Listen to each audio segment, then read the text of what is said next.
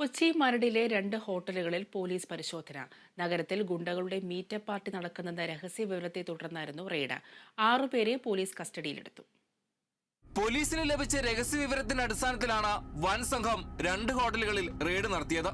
ഒരു ഹോട്ടൽ മുറ്റത്ത് നിർത്തിയിട്ട ബെൻസ് കാറിൽ നിന്നാണ് തോക്ക്, കുരുമുളക് സ്പ്രേ ഉൾപ്പെടെ കണ്ടെടുത്തത്.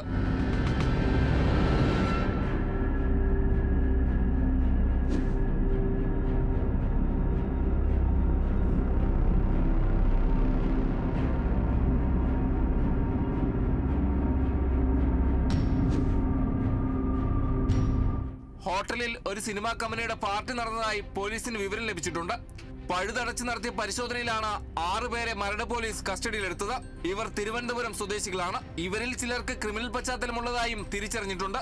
ഇവർക്കൊപ്പമുണ്ടായ ആഷ്ലി എന്നയാൾ പോലീസിനെ വെട്ടിച്ച് രക്ഷപ്പെട്ടു. ആഷ്ലിയെ പിടികൂടി ചോദ്യം ചെയ്താൽ കൂടുതൽ വിവരം ലഭിക്കുമെന്നാണ് പോലീസ് പറയുന്നത്.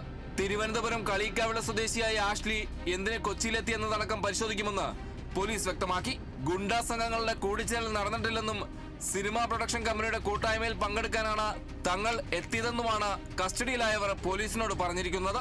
സംഭവത്തെക്കുറിച്ച് വിശദമായി അന്വേഷിക്കാനാണ് പോലീസ് തീരുമാനം. Kerala vision news, Kochi.